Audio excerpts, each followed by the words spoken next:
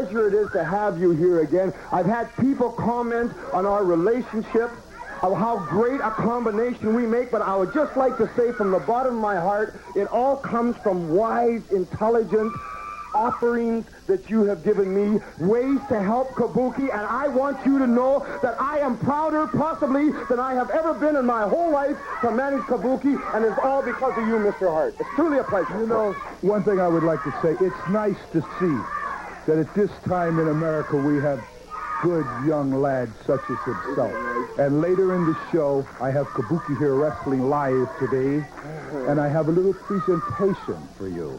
And a little gift, so to speak. A gift for me? Yes. Like Christmas, is it not? I am looking so forward to that, Mr. Hart. It's truly a pleasure, and we have a match in the ring. And I want you to know, though, that I have been studying Mr. Kabuki, like you have told me. I have been doing my homework, and there's all kinds of people that don't like that. Isn't that a shame? Well, before I leave, I would just like to say that you are truly a student of the wrestling business. Thank you very much, Mr. You're very welcome. Nice talking to you, Clayton. Oh, indeed. I guess it has been. Piper, at your request, it's your option. Thank you, Mr. Soley. I want to just clear up a couple of things here. First of all, people think that I have been knocking you behind your back. I'll give you a chance to catch your breath here. And this is not true. I think that you are a tremendous young wrestler. I think you're one of the best up-and-coming wrestlers that I have seen, and I've been all over the world. I think that you have knowledge, that you have ability and agility, but the thing that bothers me is, and I'm not being smart aleck, but, you know, having your father with you, I really believe it's kind of like dead weight dragging you down, or sometimes I notice him leaving you out there, and I don't know, I wouldn't be very proud of my father if he was doing this to me. I'm not sure that he's managing you right. Well, Mr. Piper, I appreciate all the comments you made about me, but as far as my dad being a handicap or dead weight, I think that's not right. No, Oh, but just a second. When I say a handicap, what I mean is he's not picking up his end. He's not tutelaging you in the proper direction because of, I'm not saying lack of guts or that he's stupid, but I'm saying that maybe he doesn't, not that he doesn't care, but he's just not doing it right for you. He's just dragging you. I know he's your dad and you must love him. He's just dragging you down. And I hate to see it myself because it is your career we're talking about. Well, Mr. Piper, I don't mean to be disrespectful, but I beg to differ with you. I think he's done everything in the world to help me. Well, isn't this nice?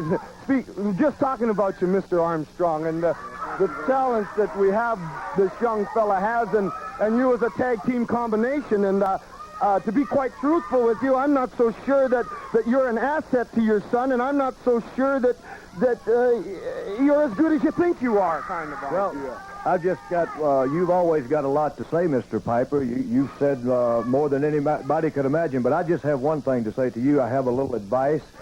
I have a good tip for you. If you want to lose about 40 pounds of ugly fat, cut off your mouth, okay?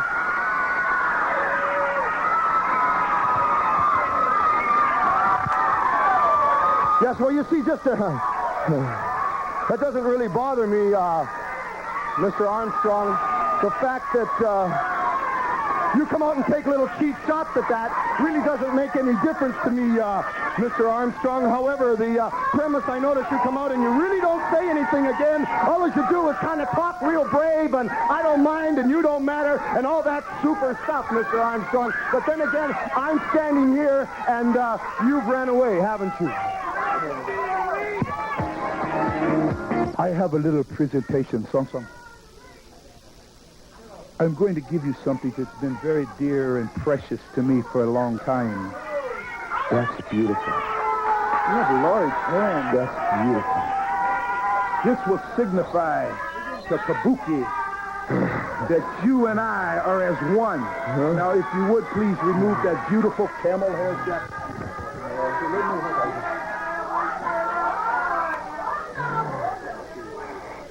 I've never been more excited in my life.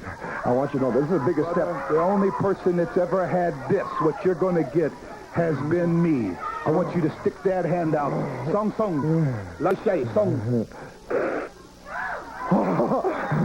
The color of money. You too have the power. Let him see it. Now, you also have the same power that I have. You have the control that I have. Do not let it go to your head. Go as far as you want to go, because you and him together, brother, it is better than me being there myself. Thank you so very much. That is beautiful. That is the greatest thing that has ever happened in my life. I love you. Oh, this is terrific. There is nothing that a wrestler could ask for more. There's going to be all kinds of people that are going to reap the wrath of Mr. Kabuki by the mind of you. Look at that. Well, gentlemen, just a minute. Just a minute, gentlemen. Beauty. Let me tell you something, Garden Soleil. You just witnessed something that's maybe only taken place 3 times in our career. And you make light of Rodney. I am not making light at all, sir, gentlemen. I would just like to make one comment regarding all of this, is that there are other people who may have some other thoughts about the Great Kabuki, about you, and about Rod Piper. And I certainly think, inasmuch as this time is quite valuable, that we might give a moment or two right now to a gentleman, the American Dream, Dusty Rhodes, and his comment. Roddy Piper, I'd like to be your mother, you understand? I would like to be your mother or your father just one day, see, because I'll be slapping your ugly face. I'll be slapping your ugly face. Now, you're probably going to be dancing around, getting all excited and everything, getting your bagpipes out and everything. Well, that's real good. Because you got yourself in something that really shouldn't concern you, and that's me and Kabuki. Because Dusty Rhodes and the devil inside him will come out tomorrow night, and I'm there.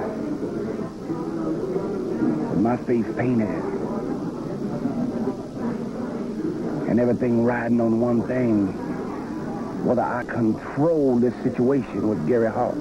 The American Dream, the Tower Power, the man of the hour. And it's something to apologize for. When I say something I'm ashamed of, I always apologize, but I'm not ashamed of that in the least.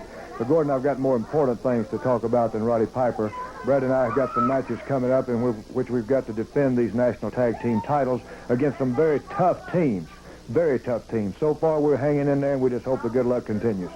Well, I certainly hope it does, too. And, Brad, the best of luck to you. Well, thank you very much. We'll need it, and hope to hang on these belts. All right, and let me take a moment right now to talk to this gentleman, 6'9", very close to about 270 pounds, known as the Tennessee Stud, my good friend Ron Fuller. How you doing, Gord? Nice to be here with you. Real pleasure to have you back. And, Ron, of course, you're traveling the country, the nation worldwide, and you've seen a lot of great competition. Well, that's right, Gordon, but some of the finest competition in the world is right here in the Georgia area. Honor for me to back has been years forward to participating with some of the finest competition in the world. There you have it. And coming from Ron Fuller, I can guarantee you that he'll find that competition, and he'll make the very, very most of it. Sawyer might add a very upset Buzz Sawyer. You know who I am, and so does the people